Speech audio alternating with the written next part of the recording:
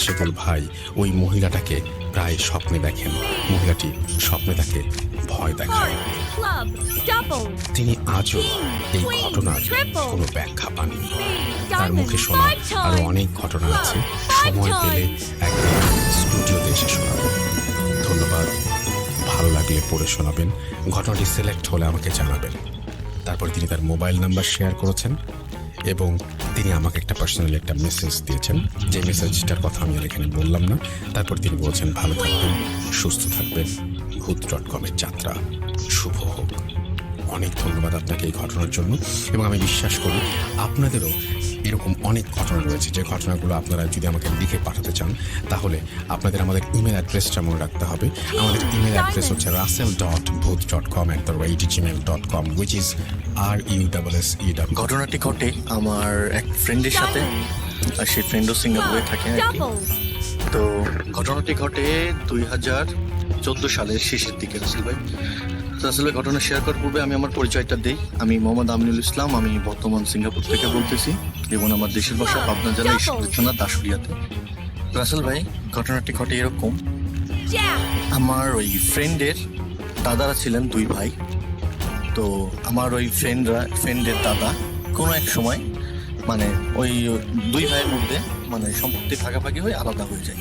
তো আমার এই ফ্রেন্ডের দাদা ছিলেন একটু অ্যাবনর্মাল টাইপের।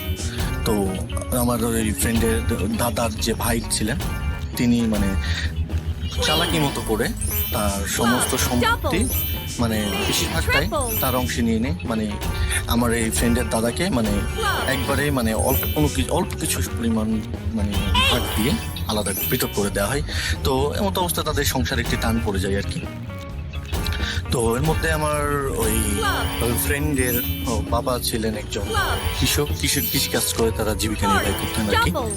তো রাসেল ভাই, আমার ওই ফ্রেন্ডের আম্মা তার বাবার বাড়ি থেকে, আমার ওই ফ্রেন্ডের নানার বাড়ি থেকে কিছু সম্পত্তি, তো সেই সম্পত্তিটা মানে ভাগ পাওয়ার পরে তার মা চিন্তা করে, যেহেতু তাদের সংসারে অনেক টানাটানি এবং আমার ফ্রেন্ডরা ছিলেন দুই ভাই এক বোন।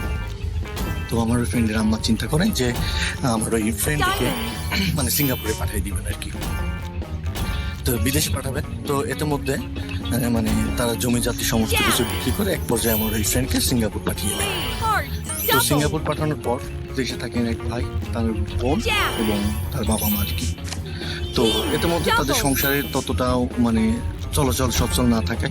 এক পর্যায়ে তার চাচার তার ওই দাদার ভাইয়ের মানে যে ছেলে যারা ছেলে ছিলেন তারা এক পর্যায়ে মানে মনে মনে অনেক খুশি থাকেন এবং তাদের ভালোটা কখনো তারা দেখতে পারে না, মানে দেখতে পারে না বলতে অনেক জেলাসি আর কি, এরকম একটা তাদের মধ্যে সম্পর্ক। তো এর মধ্যে আমার ফ্রেন্ডরা সিঙ্গাপুর আসার পর অনেক ভালো একটি জব পাই। জব পাওয়ার পরে অনেক ভালো মানে কার্যকলাপ অনেক ভালো আছে।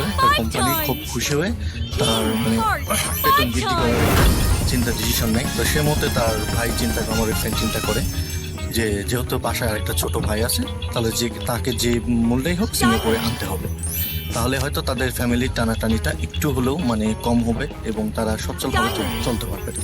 তো যে চিন্তা সেই কাজ। কিছুদিনের মধ্যে আমার ওই ফ্রেন্ডের ছোট ভাইকে সিঙ্গাপুর নিয়ে আসতে সক্ষম হয় আমার এই ফ্রেন্ড। তো এর মধ্যে বাসায় মানে তার বোন, তার মা এবং তার বাবা মানে হয়ে যায়। তো এক পর্যায়ে অবস্থায় তার যে চাচারা ছিলেন মানে আমার ওই ফ্রেন্ডের দাদার ভাইয়ের যে ছেলেরা মানে তারা এক পর্যায়ে মানে ব্যাপারটা স্বাভাবিকভাবে নিতে পারে না। তারা চিন্তা করে যে কি ব্যাপার, এইভাবে করে তারা উন্নতি হয়ে উঠে যাবে, আমাদের উপরে যাবে, এটা তারা নিতে পারে না কি। তো তার ওই চাচা চিন্তা করে যে তার মা যে তার সমস্ত কিছু বিক্রি করে যে টাকা পয়সা দিয়ে তাদেরকে সিঙ্গাপুরে পাঠিয়েছে, এই টাকাটা তাদেরকে মানে খাওয়ার বা করার মতো যে একটা পরিবেশ, এটা কখনো তারা যে মূল্যে হোক তার মাকে মেরে ফেলার একটা চিন্তা ভাবনা করে। তো চিন্তা ব্যবস্থা করে যে কিভাবে মারা যায়। তখন তারা চিন্তা করে, তাদের এলাকাতে ছিলেন একজন কবিরাজ ছিলেন, তিনি নানান জায়গায় নানান ধরনের কুফুরি কাজ বা ব্ল্যাক ম্যাজিক এগুলো ধরনের কাজ করত। তো তাদের মানে এলাকাতেই হওয়ার কারণে ওই